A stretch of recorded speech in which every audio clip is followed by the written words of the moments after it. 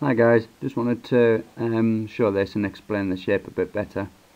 Somebody that lives locally, a good friend of mine, asked me to make him something that's slightly larger than my Salios design, that shooted through the forks, but he didn't like tubes, he wanted flat bands.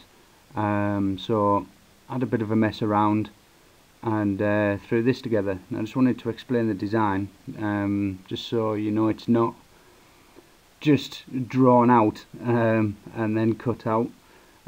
Basically what I wanted was, when you make a fist, obviously your knuckles run in a line. A lot of the designs I've held, they tend to make your hand twist a bit more. So rather than curving down that way, I've flicked it back up that way. So when your hand sits on it, it naturally puts the knuckles in a line, which just, to me, it just makes it that bit more ergonomic. It's more how the hand should fit.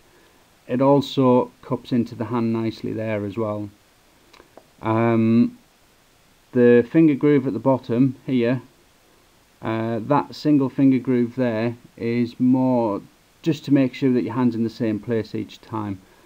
And on this side, the reason why I've kicked that back out there, again, it's not just so I've got a hole here for a lanyard, it's actually so you've got the option of either using the pinky hole.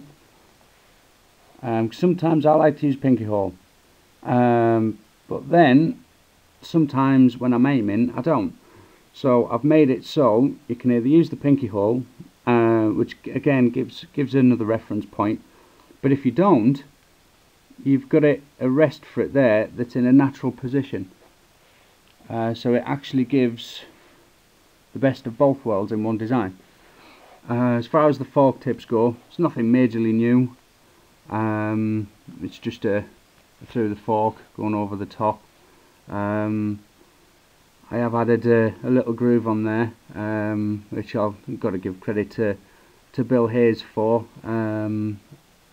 When he uses that on his Scorpion, it's a really good idea. And as you know, I've been messing around with sighting systems, and obviously there's no point in putting anything in there as far as a dot or fibre optic goes, because you're going to cover it over.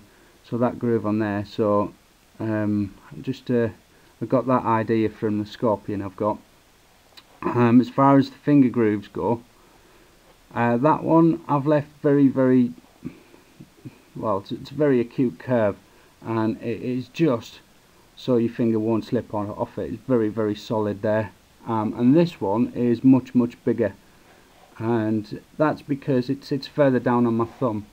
And some designs I've messed around with, what I've found is these are basically the same size, but there I find here it sits in my knuckle, which is, you know, not much over ½ an inch, whereas this groove here for my thumb tends to sit further up, and it also, my thumb tends to sit at an angle. So if I was to make it the same as that, I would find that this would dig in.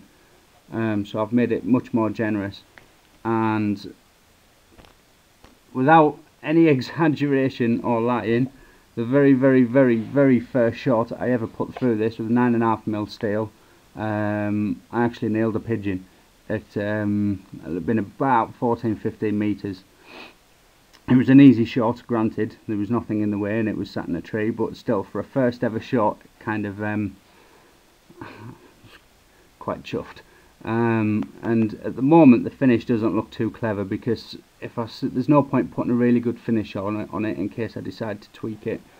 But it's made of 2 layers of 1/4 inch micarta, paper micarta, and it has a Chitobi, I'm not sure how you pronounce it properly, but veneer spacer that's running through it. It's not a drawn on pinstripe, you can actually see it inside the drill holes there. But yeah, we'll see where this one goes.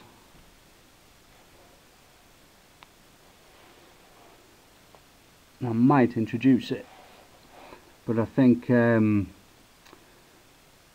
with probably a 3/8 linen Macarthur Core, and then some exotic woods over the top, I think that might be very nice, or even as it is. It's big, but with it being so slim, fits in a cargo pocket quite comfortably. Let me know what you think, guys. Anyway, cheers, bye.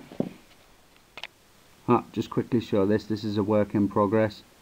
This is a Macarthur Core with a core, American black walnut, stripes with white lines running through it as well. White lines down there. I'm not quite sure what type of veneer it is. Still need to figure that one out. Obviously the brass pins in there, and it's got put out tips. Still a lot of work to be done on it, but this one's going to be quite nice. I'm hoping when it's finished, when the lacquer hits it, this will go black and this will go yellow, and it'll be kind of like an angry wasp.